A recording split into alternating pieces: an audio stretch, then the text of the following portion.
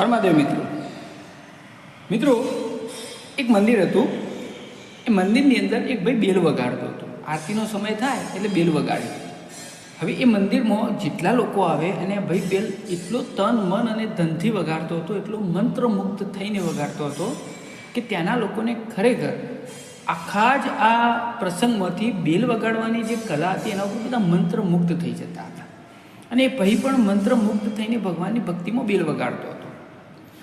હવે એક દિવસ બન્યું એવું કે એ મંદિરનું ટ્રસ્ટ બદલાય, બરાબર. તો નવા ટ્રસ્ટીઓ આવ્યા. તો ટ્રસ્ટીઓએ નક્કી કર્યું કે આપણે આપણા મંદિરના અંદર બધા ભણેલા ગણેલા માણસો રાખવા જોઈએ. હવે વાત આટલાથી બંધ નથી થતી. તો તમામ લોકોએ પેલું સર્ટી રજૂ કર્યો, જે ભણ્યું હોય, જે ભણતર કર્યું હોય, બધી રજૂઆત કરી. હવે આ ભાઈ જે બેલ વગાડતો હતો એ બેલવાળા ભાઈને બોલાવ્યો. તો ત્યાં આવીને ખબર પડી કે ભાઈ તું તો ભણેલો નથી, તો તમે હવે કાલથી આ મંદિરમાં નહીં આવી શકો એમ. મેં કે હવે તમને અહીંયા નોકરી મળશે નહીં. તો આ ભાઈ જતો રહ્યો. બટ 2-3 દિવસ પછી જે મંદિરમાં દર્શન કરવા આવતા હતા એ લોકોને એમ થયું કે આ બેલ વગાડવાનો માણસ ગયો ક્યાં. તે માણસને મળ્યા અને ભાઈને વાત કરી બેલ વગાડવા કેમ નથી આવતા. તો એને કહ્યું ભાઈ હું ભણેલો નથી એટલે આવી રીતના મને ત્યાં ના પાડી છે, અને હું જો રોજ આવું મંદિરમાં બેલ વગાડવા તો એ લોકોને કેવું લાગે કે આને નોકરીની જરૂર છે એટલા માટે આવે છે. તો આવા સ્વાભિમાનના કારણે એ માણસ નહોતો આવતો, પણ એની ભક્તિ હતી.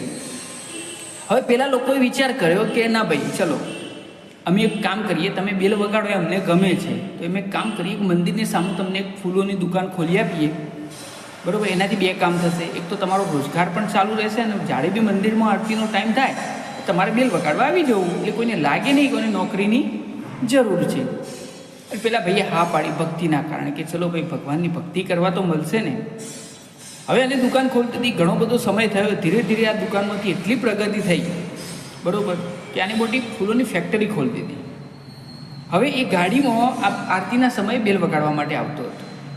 ઘણો બધો સમય થયો અને મંદિરના ટ્રસ્ટીઓ ફરીથી બદલાણા. તો મંદિરનો ફરીથી જીર્ણોદ્ધાર કરવાની જરૂર પડી. તો ફરીથી મંદિરમાં પૈસાની જરૂર પડી. તો ટ્રસ્ટીઓએ બધાએ વાત કરી કે પૈસા તો એમ કે ફેક્ટરીનો માલિક છે અહીંયા, તો એને આપણે વાત કરીએ. તો બધા ફેક્ટરીના માલિક પાસે ગયા, આ ભાઈ પાસે ગયા અને ભાઈને વાત કરી કે ભાઈ આવી રીતે દાનની જરૂર છે. તો આને એક કોરો ચેક આપી દીધો. કોરો ચેક આપી દીધો એટલે પેલા ભાઈએ ચેક દેખીને એમ કહ્યું કે ભાઈ આમાં સહી બાકી છે. પેલા કહ્યું મને સહી કરતો નથી આવડતી, હું અંગૂઠો મારી આવ્યો, કારણ કે હું ભણેલો નથી. એટલે પેલા ટ્રસ્ટીએ કહ્યું કે કદાચ તમે ભણેલા હોત તો કેટલા આગળ હોત અત્યારે. એટલે પેલા ભાઈએ સરસ જવાબ આપ્યો, જો હું ભણેલો હોત ને તો અત્યારે આ મંદિરનો બેલ વગાડતો હોત. મિત્રો, વાર્તાનું જે બી મોરલ તમે સમજ્યા હોય એ કોમેન્ટ બોક્સમાં જરૂરથી લખજો. પણ હા, સમજવા જેવી વાર્તા તો હતી ને. મળીએ નવી સારી મોટિવેશન વાર્તા સાથે. હર હર મહાદેવ. ઓમ નમઃ શિવાય.